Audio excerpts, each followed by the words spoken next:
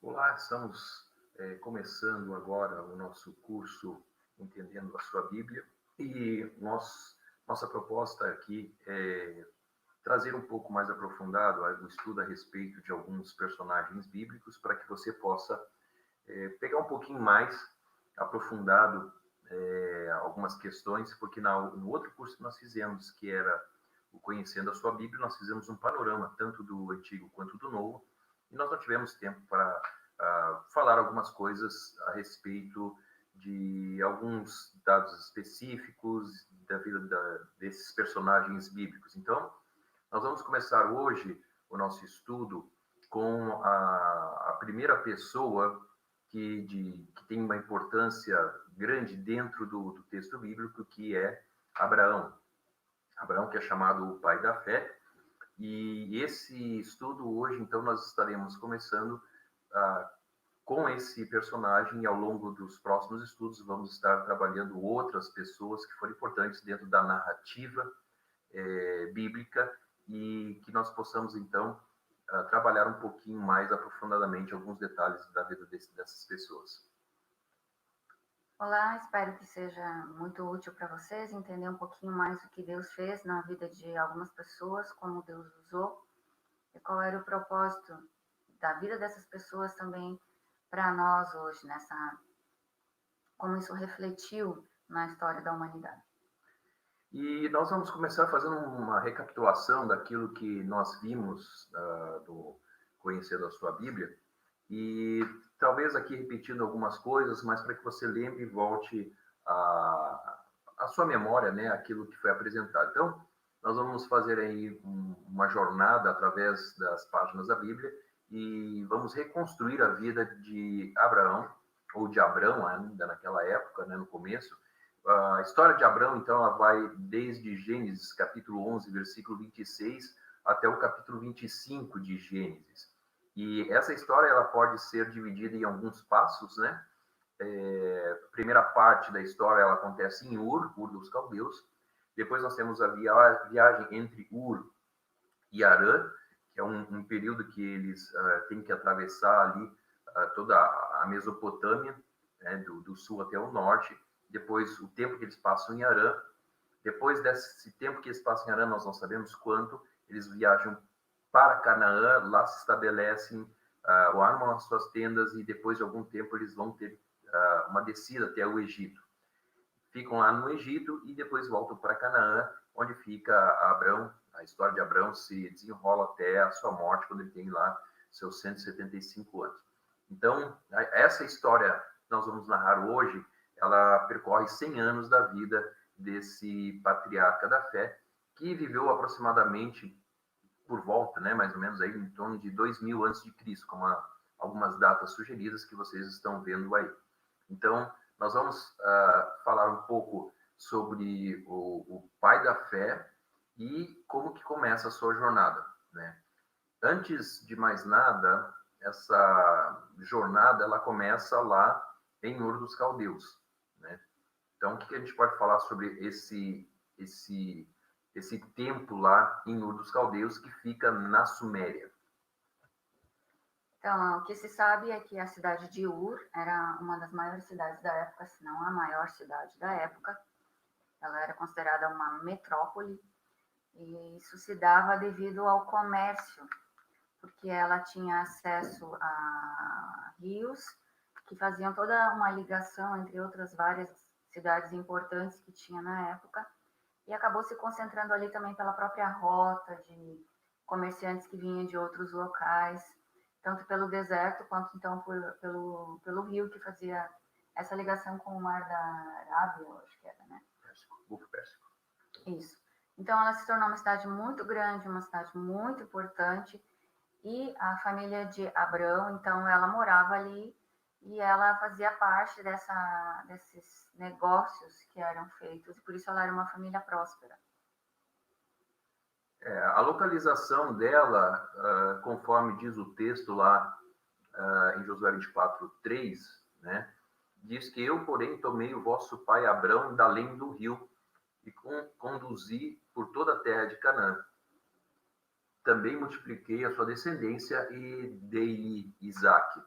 Ou seja, nós vamos trabalhar um pouco essa questão da escavação arqueológica no terceiro curso, né, sobre Ur, mas nós podemos identificar que essa cidade ficava no sul da Mesopotâmia, e de lá, então, ele tem que migrar, como vai acontecer na história de Abrão, certo? Então, esse período que ele vai passar em Ur começa em Gênesis, no capítulo 27, e Gênesis Não, 20, no capítulo 11. capítulo 11, desculpa, versículo 27. Capítulo 11, versículo 27, diz que Terá, começa com a história da genealogia de Terá, né?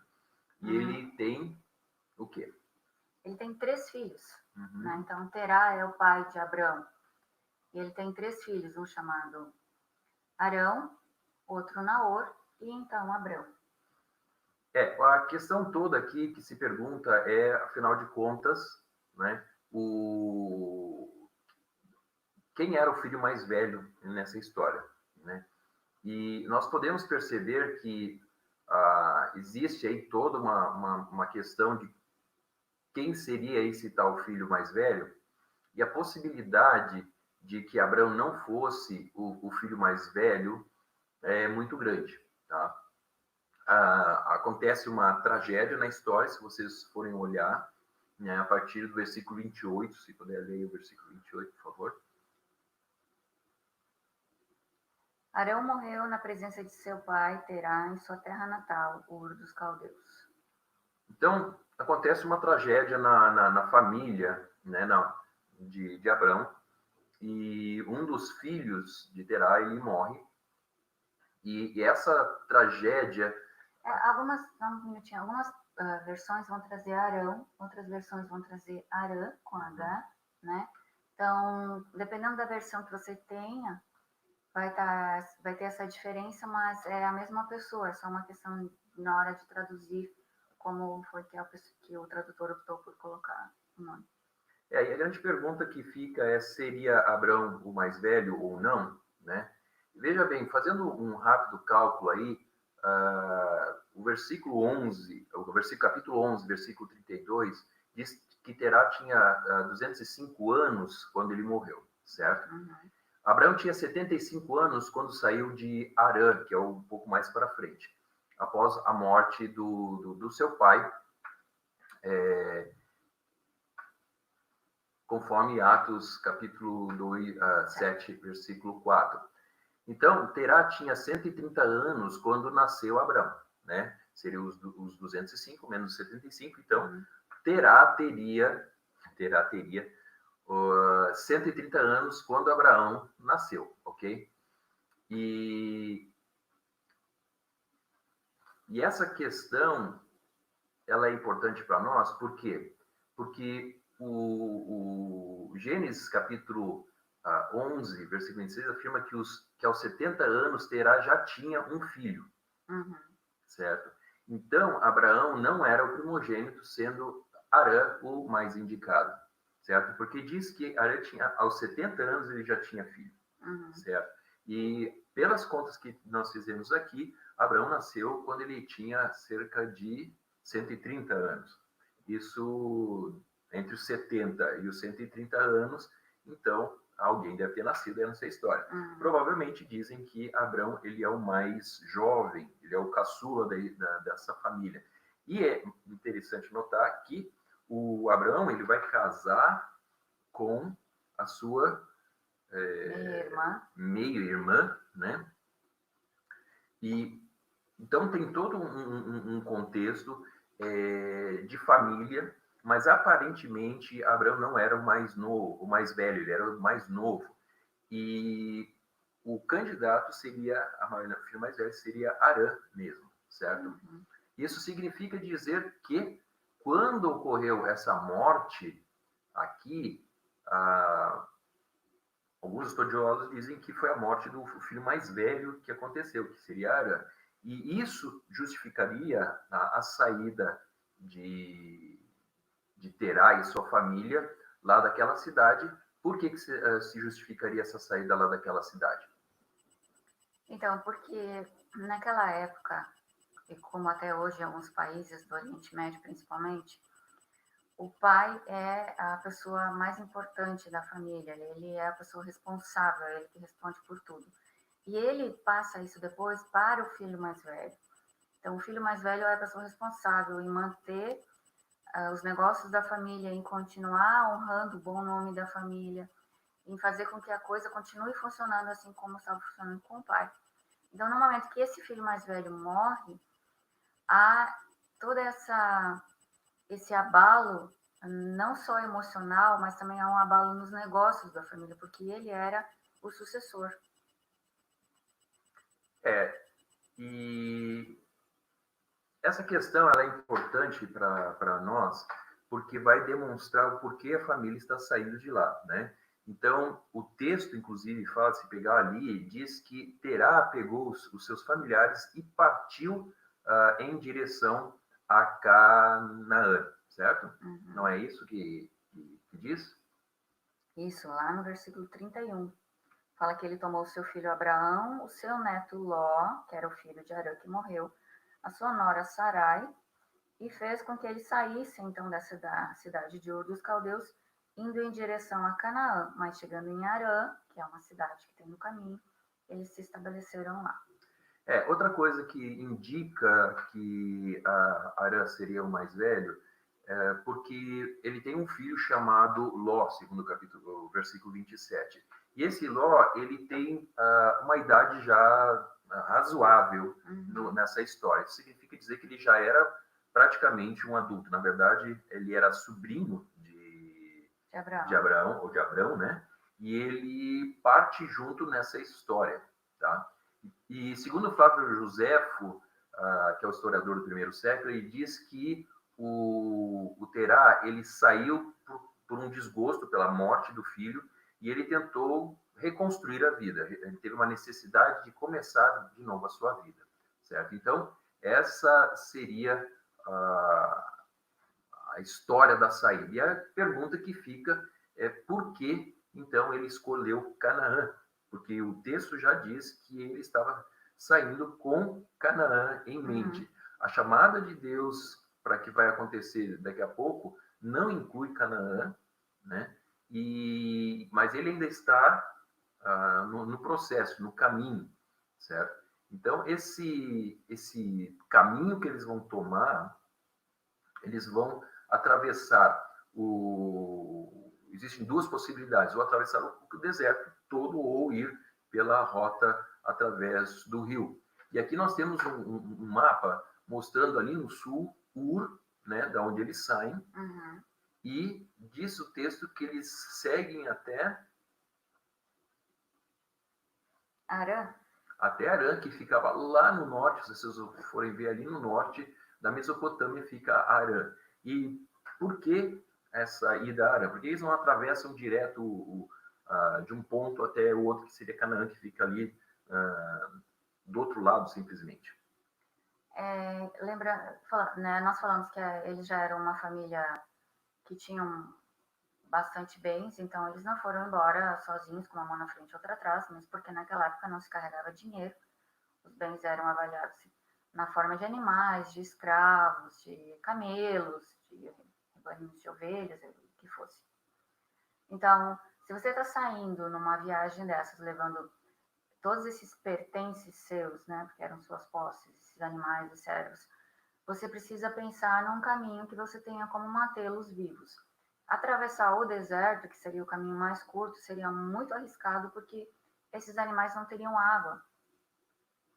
Então, o caminho mais óbvio seria fazer beirando esse rio, né, que vai subindo ali de Ur, vai passar em mar e vai chegar lá em Arã, porque eles saíram com uma caravana, não se viajava sozinho, sempre se viajava em caravana, como nós falamos no curso anterior, eles também tinham pessoas que os escoltavam, né, porque eles tinham muitos animais, então para evitar que fossem roubados, que houvesse algum tipo de imprevisto no caminho, também eles tinham pessoas que os escoltavam, e eles tinham que então cuidar para que todos chegassem bem ao destino final, porque senão isso seria um prejuízo para a família. E a rota comum da época também era essa, porque todos precisavam de água. Existiam duas possibilidades, na verdade, de rota para Canaã. Se vocês olharem no mapa, ou eles iam de Ur, Mari, Arã, e aí depois desciam pela região mais perto da costa ali, ou então eles cortavam caminho, as caravanas podiam cortar caminho entre Mari, que você vê aí, e aquele pontinho amarelo, né, que seria Tadmor, que é um oásis que até hoje existe. Aliás, o Estado Islâmico lá destruiu a cidade, era uma cidade histórica há muito tempo, e praticamente agora eles acabaram com a cidade, mas a gente vai falar num outro vídeo. E só que o problema todo era que caravanas que estavam levando mercadorias, elas podiam fazer esse tipo de viagem, né? Porque no meio do caminho existe um oásis, e aí uma caravana com camelos não precisa tanta água, seria mais fácil. Agora, quem estava levando ovelhas, cabras, um monte de coisa, e mais pessoas e tudo, então o caminho certo seria pelo norte, seria por Arã. E Arã era uma cidade comercial, e eles se estabeleceram lá até que ocorreu a morte de Terá. Nós não sabemos quanto tempo levou para que ocorresse a morte de Terá, mas aparentemente ele deve ter levado algum tempo até que isso ocorresse. E agora, por que será que eles fizeram esse caminho e foram até Arã? Arã, que é essa cidade que fica lá no norte, e até hoje existe um sítio arqueológico muito conhecido da região norte, ali na divisa entre a Síria e a Turquia. Por que será que Arã, que é esse sítio aí que nós estamos falando, vocês estão vendo aí na tela, né? Por que ela é importante? Primeiro, ela era importante por causa que era um entroncamento de rotas de caravanas, e ela era habitada pelos amorreus. Tá? A cidade ela era dominada pelos amorreus. E o interessante disso tudo é que a Bíblia fala em Josué de que a família de Abrão era de amorreus. Então, aparentemente, o que aconteceu nessa história foi que a família, né, os antepassados de Abrão, Terá e os anteriores, eles habitavam aquela região e depois eles desceram para Ur por causa do comércio, por causa de alguma coisa, e lá habitaram durante anos. Agora, quando eles estão fugindo, estão saindo de Ur, né, o que acontece? Eles vão até os familiares e lá eles ficam algum tempo, como nós já falamos, porque tinha parentes lá. Eles se estabelecerem, e nós temos que não era simplesmente chegar, dar um oi, dar um beijo na tia, no tio e ir embora. Né? Isso é falta de educação. Então, você tem que chegar, você tem que ficar um tempo. Como eles tinham levado toda a sua mudança, e isso incluía seus animais, então eles não eram pesados para essa família, porque eles podiam até se autossustentar. E como eles eram comerciantes, também não foi difícil de estabelecer um negócio nesse momento que eles estavam lá para continuar tendo a sua renda. E essa questão toda, aparentemente, é nessa região, nesse momento, que Abrão, né, se torna mais rico, né, nas suas posses e tudo mais. E é interessante que o capítulo 12, né, então, a gente terminou o capítulo 11 falando que eles foram parar em Arã, que eles ficam lá, que Terá morre lá, e é só no capítulo 12 que Deus o chama, e Deus o chama com essa frase de sai do meio da tua parentela. Por isso também é uma indicação de que os parentes, eles não eram de Ur, mas os parentes, eles eram dessa cidade de Arã, porque é lá em Arã que que Deus fala para Abraão, sai do meio dos teus parentes. E aí nós entramos no famoso capítulo 12, né, de Gênesis, que é a chamada de Deus para Abrão. Agora, note bem que Deus diz, saia da terra, da tua parentela e tudo mais, e vá para a terra que eu te mostrarei. Mas ele não diz qual é a terra. Não falou o nome. Não falou, ele não especificou. E Abrão, ele entende, ou subentende, né, de que essa terra seria Canaã, que esse era o objetivo primário. Então, ele colocou o pé na estrada, saiu de Arã, com todos os seus pertences, com a sua família, com toda a comitiva, que não era pouca, era muita gente. Se vocês forem ver um pouquinho mais para frente, a gente vai falar isso, né? nós estamos aí falando em torno, talvez, de 1.000 pessoas, pelo menos, muito baixo, mas muito baixo mesmo, aí umas 700 pessoas, né? Contando crianças, mulheres e tudo mais. E esse povo aí, essas pessoas, elas estão indo, então, em direção a Canaã, que vai se tornar a terra da peregrinação, não é? É a terra onde que vai ocorrer a história. E logo no capítulo 12, você já percebe isso. Deus chama ele para ser a bênção para as nações e tudo mais, mas ele está indo para Canaã para tomar posse dessa terra. É uma história bem curiosa, né? Se a gente for pensar do nosso ponto de vista humano, Deus aparecer para você e falar, olha, sai aí do meio dos teus parentes, tá? Vai viajar só com aquilo que é seu. E vai para um lugar que eu vou te mostrar, esse lugar eu vou te dar. Eu não sei se Abraão tinha em mente que isso seria um país, ou se isso seria tipo uma fazenda, em termos de tamanho geográfico, né? Eu não sei o que passou na cabeça de Abraão, se ele pensou que seria uma cidade, ou se seria tudo isso que ele acabou herdando, que hoje é Israel, né? Deus não falou para ele o que seria. O que será que passou na cabeça dele?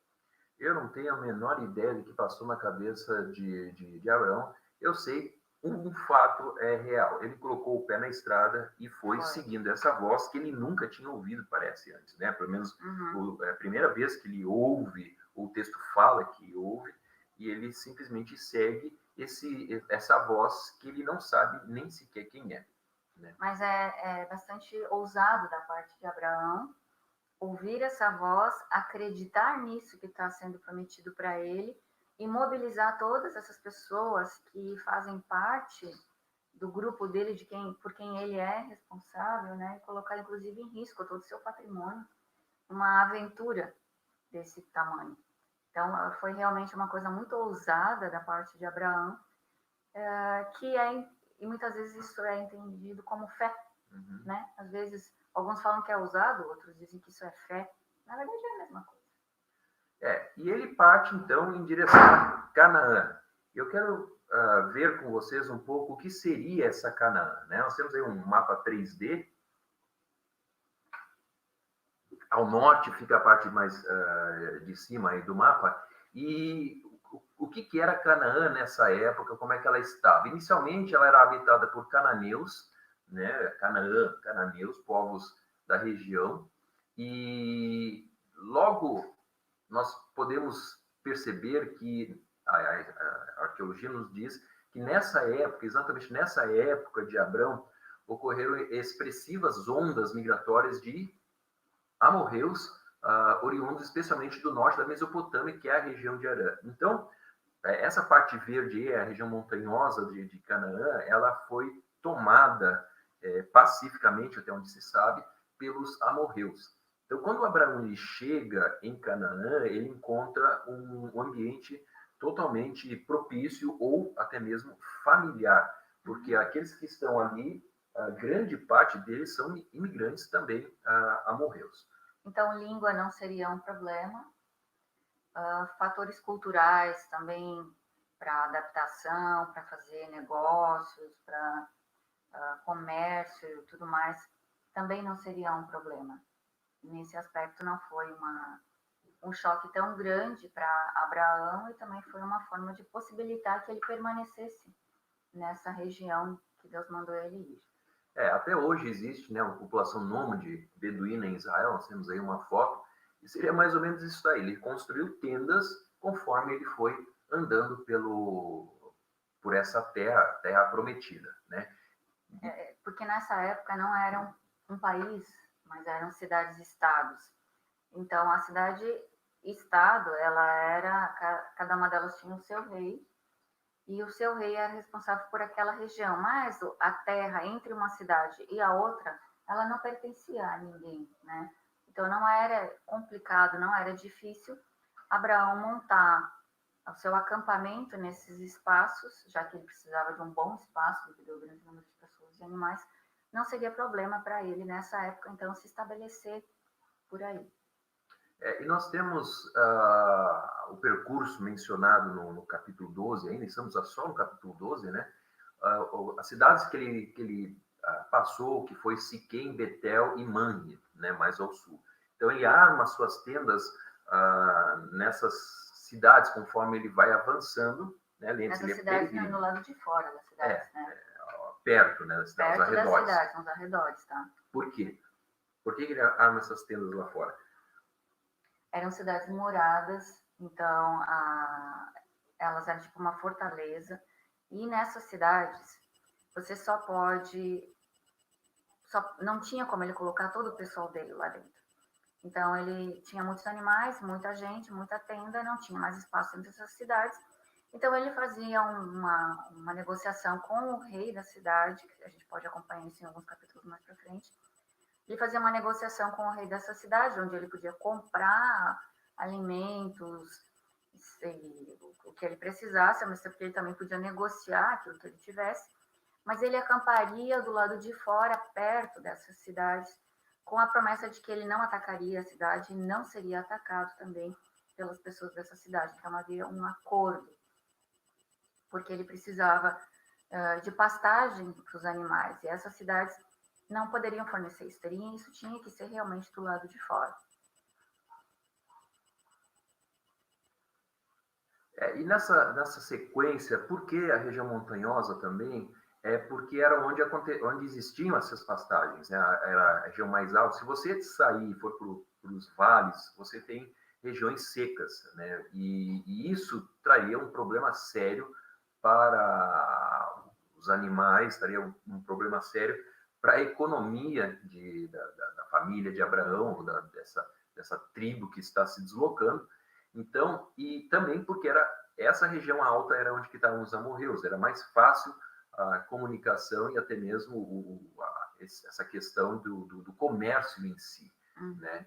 Então, eles são, como é que se diz ainda, pastores, né? Eles trabalham com esses animais e ao longo desse período ele está comercializando com as cidades e estados, né? E quando você vê algumas situações dentro do livro de Gênesis, parece que a conversa entre Abrão e os seus vizinhos ela é muito amistosa, com os reis das cidades, com as pessoas ricas e tudo mais. Provavelmente porque ele estava lidando com pessoas da sua própria etnia, vamos assim dizer. Ele conhecia aquela cultura, ele conhecia a língua e ele sabia o que fazer no comércio com aquelas pessoas. O comércio também poderia ser lã, já que ele tinha muitas ovelhas, havia a tosquia, que ela era feita anualmente, né? Dessa tosquia, então, era feita a lã, que era muito importante para o comércio da época. Havia o próprio comércio de animais, havia o próprio comércio de grãos.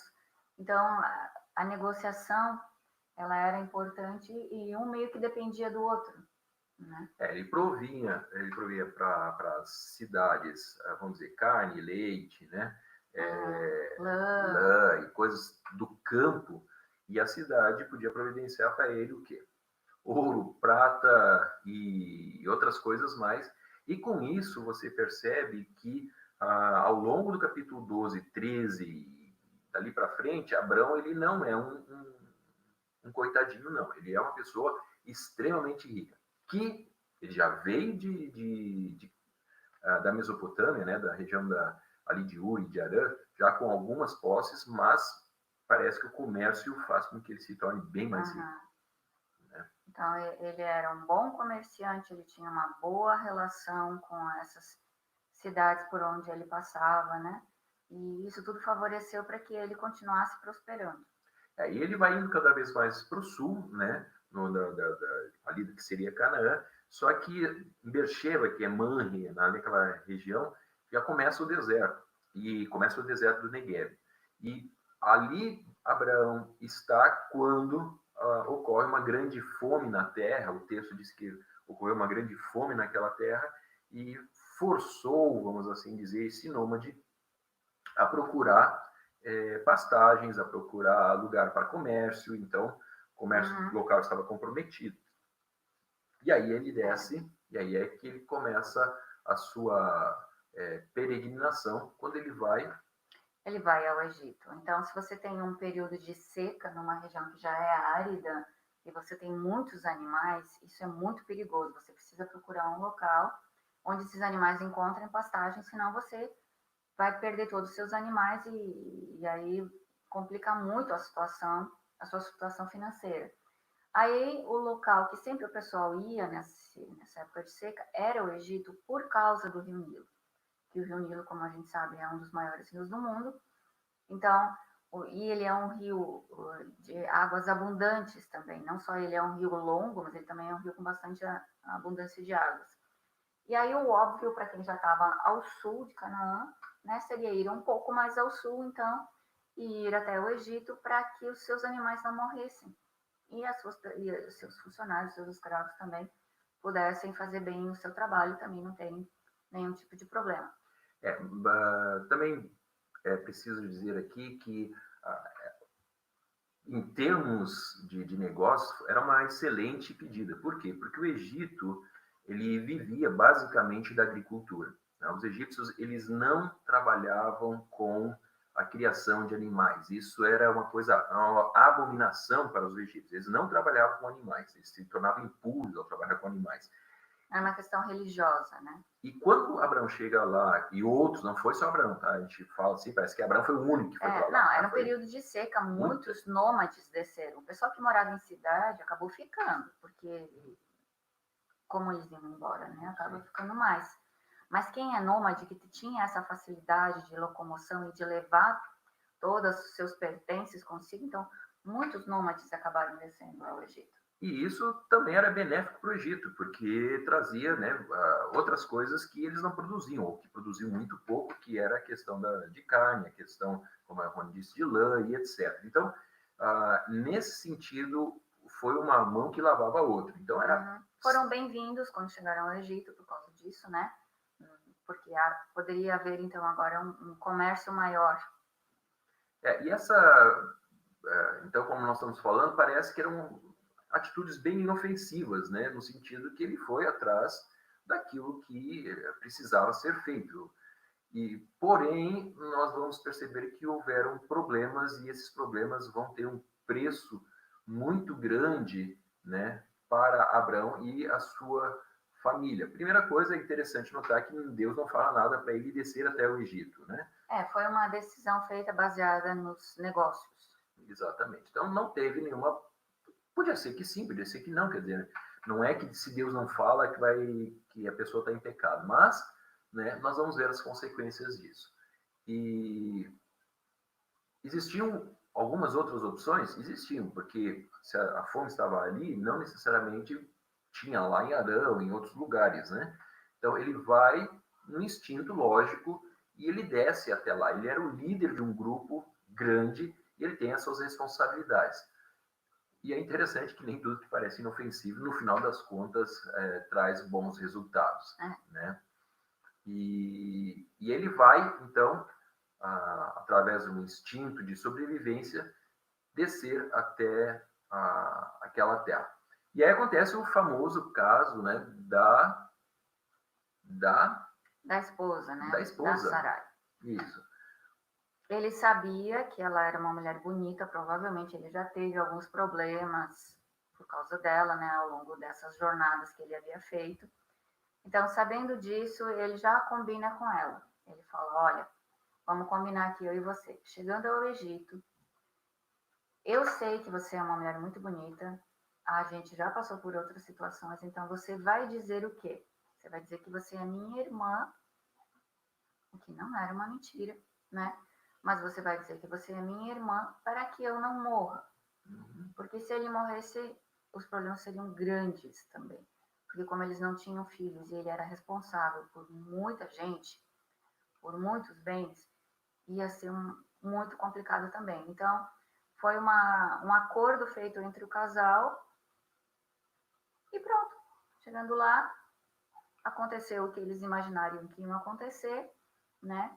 O faraó, já olhando para ela, já viu que ela era uma mulher bonita e falou, quem é essa daí? Aí, eu falei, minha irmã. Era mentira? Não. Não, era mentira que ela era irmã.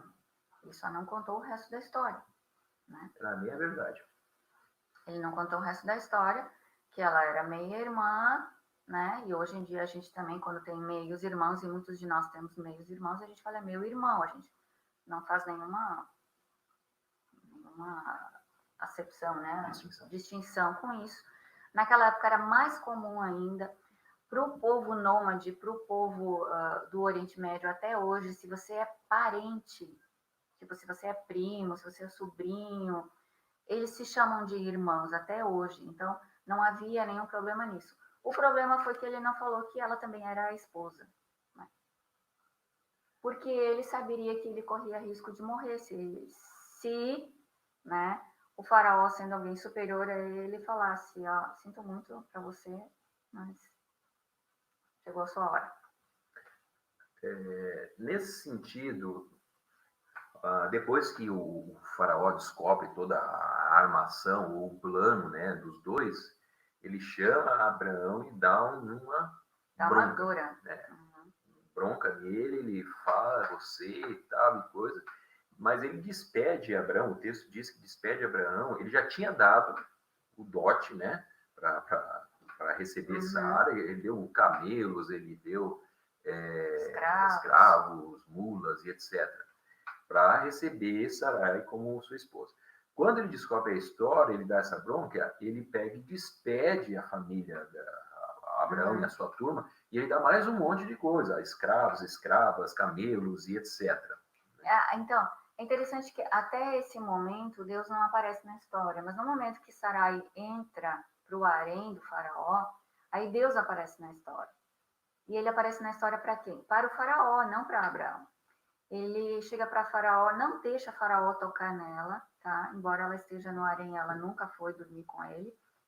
E Deus aparece no sonho para Faraó, que era uma forma que no Egito era uma manifestação dos deuses, e dá um aviso para ele. Além, né, desse aviso também aconteceu algumas coisas, algumas pragas dentro do palácio e tudo mais.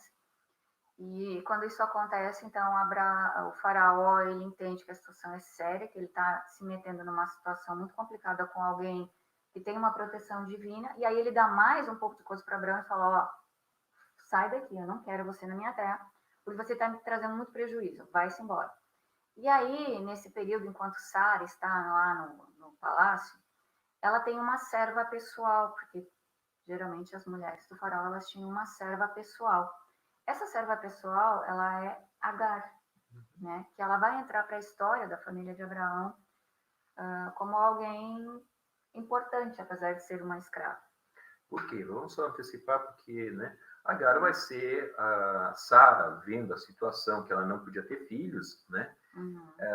Ela chama Abraão e diz, olha, essa aqui eu não posso ter filho, tudo mais, eu sou estéril, não quer dizer que você seja.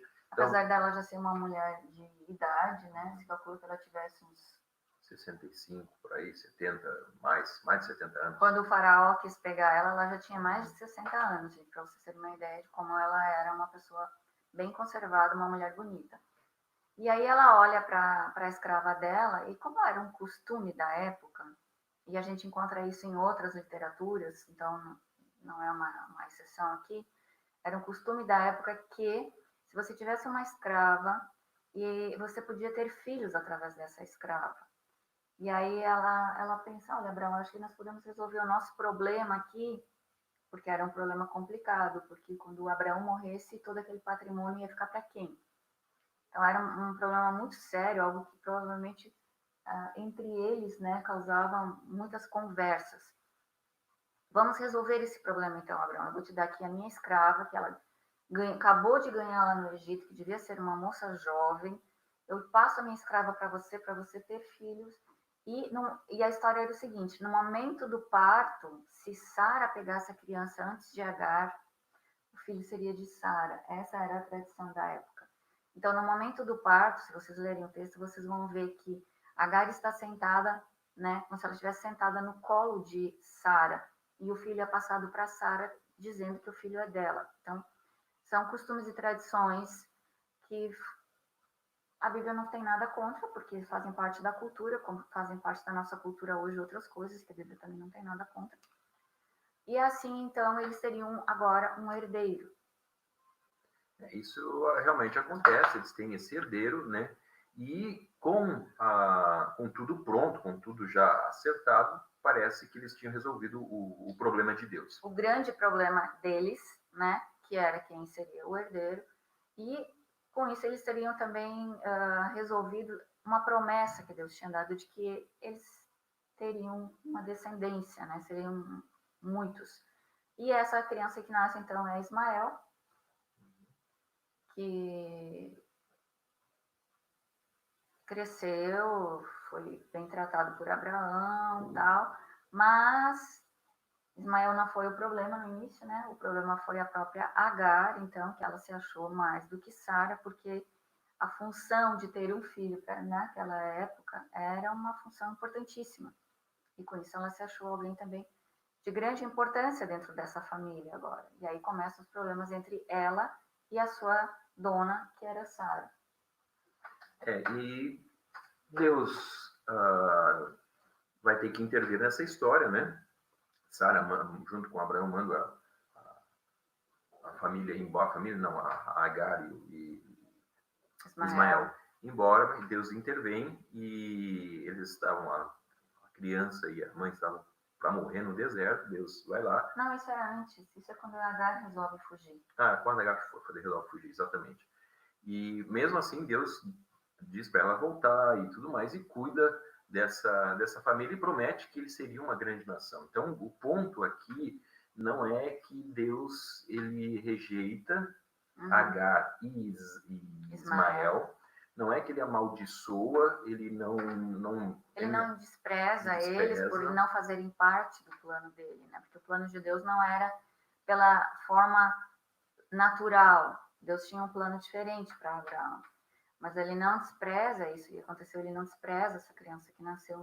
Ele promete para essa criança que ela também faz parte do plano, mas do plano paralelo.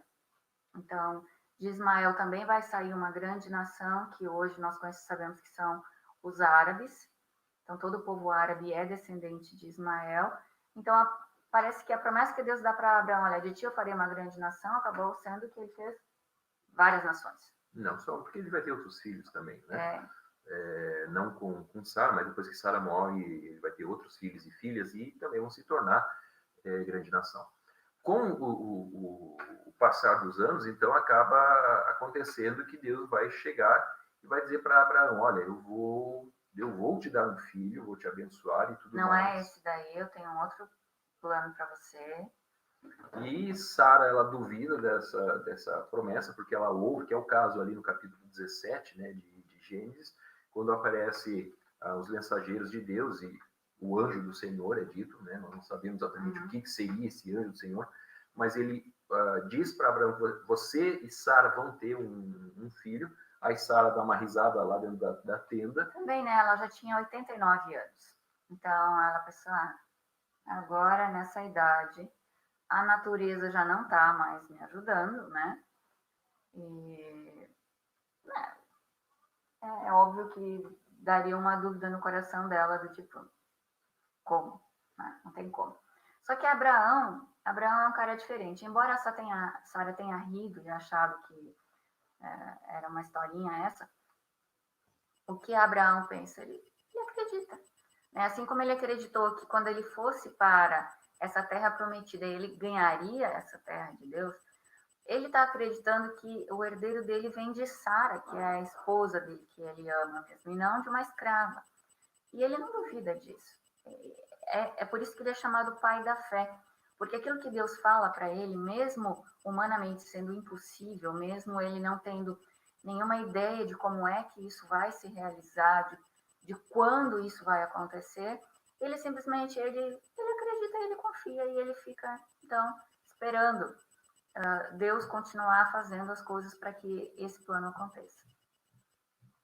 E nesse sentido, quando a gente olha, nós percebemos que a vida vai continuar, né? E Ismael está crescendo, né? Os mensageiros de Deus vêm até ele, conversam com ele, Sara tem essa situação e tudo mais. E aí acontece o episódio do capítulo 18, né? E eu acho que até o capítulo 19, se não me engano, que é a questão de Sodoma e Gomorra, porque os enviados ali vieram para destruir a cidade. Uhum. Aí eles deram uma passadinha, assim, né? Uma passadinha de cortesia, de amizade na tenda do Abraão, só para dizer, ó, daqui a um ano você vai ter um filho, né? E eles vão para Sodoma, vão para a região da Sodoma e Gomorra, e aí eles dizem, nós vamos esconder uma coisa de Abraão para cá, será que a gente tem essa possibilidade de esconder? Por quê? Não porque Abraão tivesse, puxa, que interesse em Sodoma e Gomorra. Uhum. Ele estava interessado em outra coisa. Apesar de que Sodoma e Gomorra era a melhor parte da terra da época, né? Por isso que Ló escolhe para lá, porque diz que ela era a parte mais verde, era a parte mais produtiva de toda aquela região, era Sodoma, a região de Sodoma e Gomorra. Então, ela, digamos assim, ela seria o melhor que a terra tinha. Deus fala assim, será que eu vou esconder alguma coisa de Abraão? Mas por que ele fala isso? Eu imagino que ele fala isso porque a promessa que Deus deu para Abraão era qual? Eu vou te dar essa terra. Então, se eu vou te dar essa terra, e agora eu vou fazer alguma coisa que é drástica e eu vou acabar tirando a melhor parte da terra, então, Abraão, eu vou te contar o que eu vou fazer, tá? Para você saber, já que você vai herdar essa terra, eu quero que você saiba que a melhor parte da terra vai ser destruída. E sem falar que também tinha um outro interesse familiar, porque o próprio... o sobrinho, né, Ló, ele morava nessa região. Então, Abraão parece que ele não se preocupa com perder essa parte da terra, ele não está preocupado, eu acho que ele sabia muito bem o que acontecia lá, né, e que ele também não concordava com a prática, com aquilo que o povo da região fazia, e ele não se preocupa que Deus vai destruir aquela parte da terra, embora essa terra vai ser dele, mas ele se preocupa com quem? Com o seu sobrinho que mora lá, que ele sabe que esse sobrinho é uma pessoa íntegra, né? E que vai pagar um preço de uma coisa que ele não participa. Então ele começa a fazer uma negociação com esses enviados e parece uma negociação meio assim para nós, né? Que nós somos todos práticos. Hoje parece uma negociação assim meio enfadonha. Por que não foi direto ao assunto? Por que ele não foi objetivo? É porque não se faz isso naquela cultura até hoje. Então ele vai assim devagar, mostrando sim que ele está preocupado com alguém que ele tem interesse que esse alguém seja poupado. Então é uma forma de demonstrar isso. E ele vai então nesse ritmo de conversa para ver se ele consegue então salvar o sobrinho dele. E a história conta-nos, né, que Sodoma e Gomorra não tem salvação, e não é só Sodoma e Gomorra, são 5 cidades da planície, são nomeadas essas cidades, mas as principais, as cabeças eram Sodoma e Gomorra. E nós não vamos entrar aqui em toda essa questão arqueológica, porque nós temos o terceiro curso, né? Mas Sodoma e Gomorra aparecem em outros textos também, não somente no texto bíblico. E essa destruição, ela vai ser tão grande que vai apavorar todo mundo lá naquela região, né? Porque simplesmente ela foi destruída, arrasada, devastada, e até hoje não se sabe exatamente onde está a tal da Sodoma e Gomorra e o vale inteiro. A maior suspeita de que ela esteja na parte sul do mar Morto, por causa das referências bíblicas que diz que Abraão estava na região de Manre. Quando ele tem essa visão, os anjos levam ele até uma parte lá, da parte alta ele vê o vale, né? E aí diz que no dia seguinte, até Abraão, ele vê a fumaça subindo como de uma fornalha, né? Então, era muita fumaça.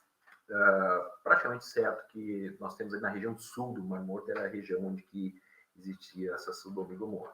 Então, a cidade destruída e tudo mais. Isso significa que há a possibilidade de que que o Mar Morto tenha ocupado essa parte, né? Invadiu, a água do Mar Morto tenha invadido onde eram essas cidades, por isso a gente não sabe, não encontra arqueologicamente. Vale a pena dizer que essa é a região mais baixa do planeta Terra, são 400 e poucos metros abaixo do nível do mar. Então, parece que essa região toda ela cedeu e alguma catástrofe, enfim. A gente Aí vai falar isso. E você está pensando, por que os mergulhadores não vão lá procurar? Né? Por quê? Por quê? Porque o Mar Morto ele é densamente salgado. E ninguém Você não morre afogado. Você não consegue afundar. Não, pode ter certeza, eu já estive lá no Mar Morto e você tenta e você não consegue. Você não consegue não ficar afunda, em pé. Você não fica em pé. É impossível você fazer um mergulho lá, você só fica boiando. Exatamente. Por isso eles não conseguem saber o que tem no fundo.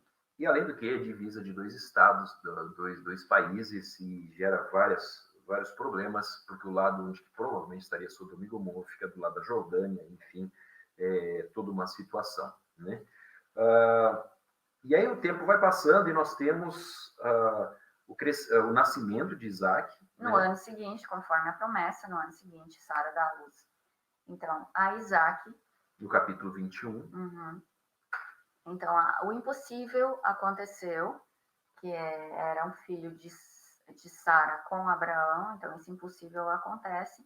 E esse prometido, que agora é o herdeiro oficial, ele chegou e então ele é super bem cuidado por Sara, e ele acaba se tornando, né, o mimado da história.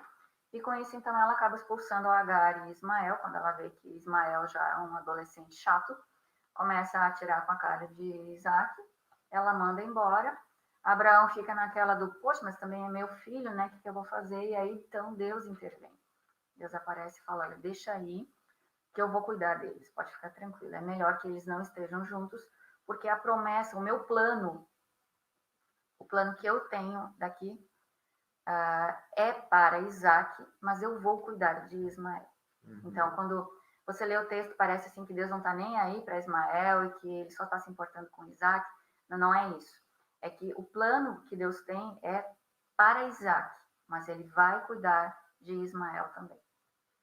E a história vai continuar, Isaac vai crescer, e aí começa o capítulo 22, que é a famosa prova de Abraão. Né? E Abraão ele é levado por Deus. Deus basicamente diz no versículo 2, 22, 2, tome seu filho, seu único filho, Isaque, a quem você ama, e vá para a região de Moriá. Sacrifica-o ali como holocausto num dos montes que lhe indicarei. Na manhã seguinte, Abraão levantou-se e preparou o seu jumento, levou consigo 2 dos seus servos e Isaque, seu filho. Né? Então, ele recebe essa palavra, né? E ele parte no dia seguinte para fazer isso daí. Logicamente, não deve ter sido uma situação super agradável, não foi feita nenhuma festa. Não diz que ele falou nada para Sara, né? Apenas diz que ele recebeu essa mensagem à noite e de manhã, então, ele já tomou as devidas providências. Ele não questionou, ele não barganhou com Deus, né? Ele simplesmente pega, então, o seu filho, pega os servos e vai naquela região. Parece uma coisa meio absurda, né? Alguém que esperou 100 anos para ter um filho, de repente, sacrificar esse seu filho a um Deus que prometeu uma descendência maior do que as estrelas do céu que desce para contar, do que os grãos de areia, para herdar todo um território vasto. Parece uma coisa assim muito contraditória. Nós não sabemos exatamente o que leva Deus a fazer esse tipo de coisa, no sentido, né, de uma situação tão radical. Deus não explicou, né? Exato. Mas é interessante que alguns notam aqui nas palavras registradas de Deus que talvez alguma coisa estivesse acontecendo, porque ele diz a quem você ama, né? Lógico que todo pai ama seus filhos, né? As mães amam os filhos, mas essa frase, a quem você ama, alguns dizem que Isaac estava tomando o lugar que não deveria ser dele. Então Deus estava dizendo, eu vou mostrar para você quem é que deve ser amado acima de todas as coisas. Uma segunda questão seria talvez porque Deus estava se posicionando contra uma prática que estava acontecendo não só em Canaã, mas principalmente em Canaã, que era o sacrifício de crianças, especialmente de filhos, aos deuses. Então, com essa história, você sabe que Isaac não vai ser morto, né? Que Deus intervém.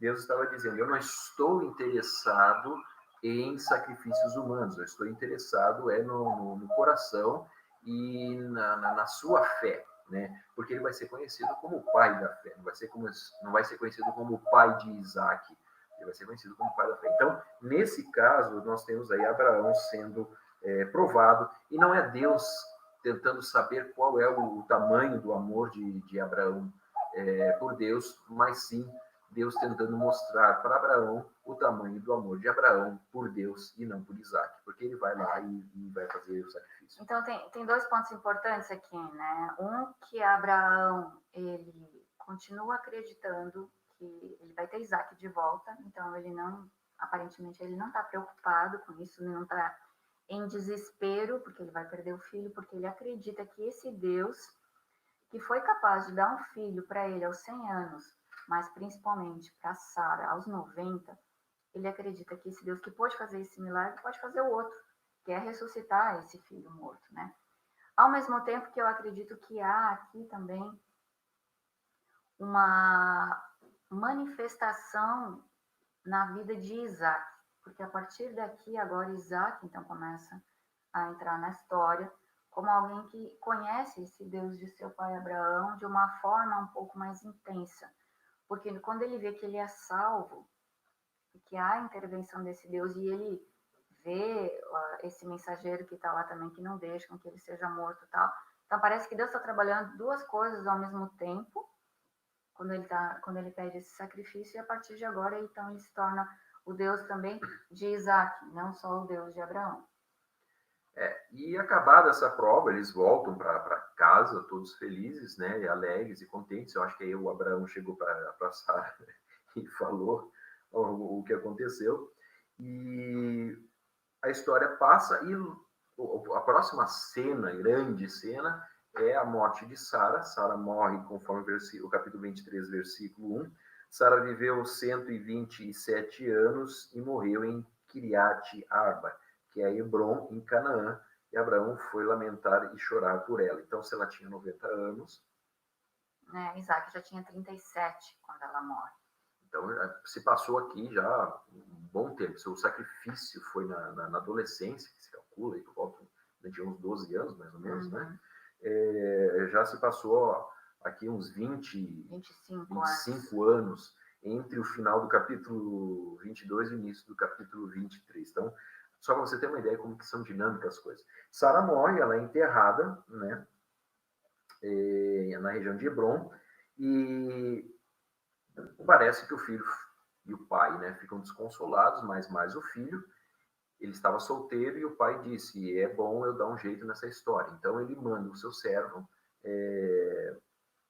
para buscar uma mulher da sua parentela lá em Harã, né? Lembra? Então confirma de novo que os parentes de Abraão são de Harã e não de Ur, né?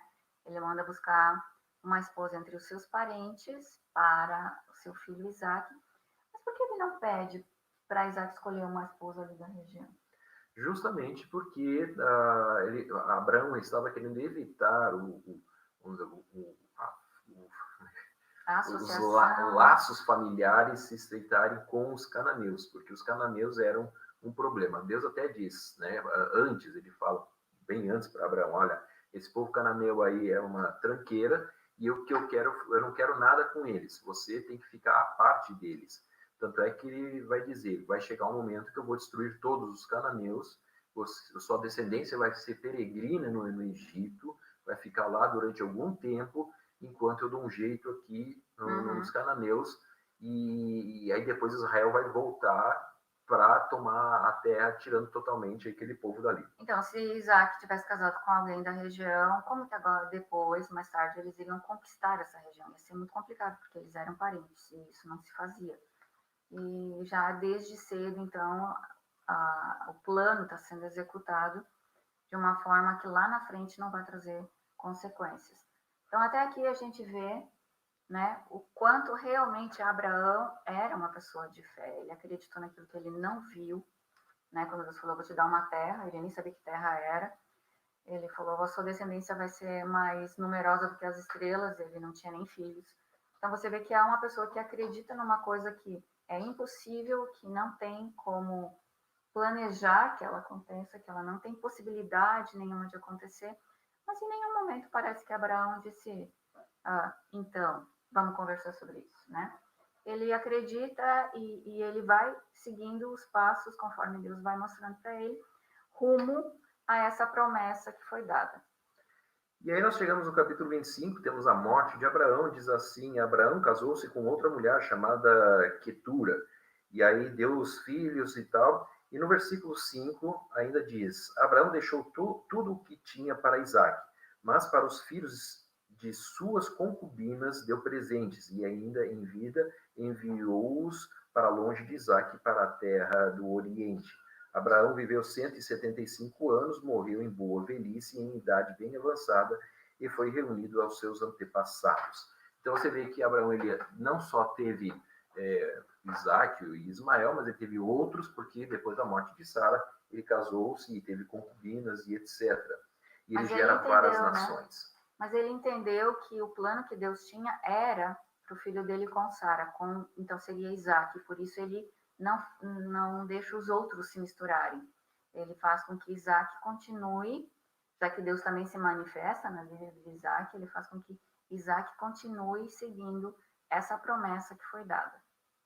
E com isso nós vemos que Deus cuidou dessa família, cuidou desse homem que acreditou, que foi um homem que viveu pela fé, e nos seus 175 anos ele conheceu Deus, desenvolveu toda uma relação com esse Deus que ele no começo não conhecia, mas no final ele pode dizer que ele se tornou, na realidade, o pai da fé. Uhum. Né?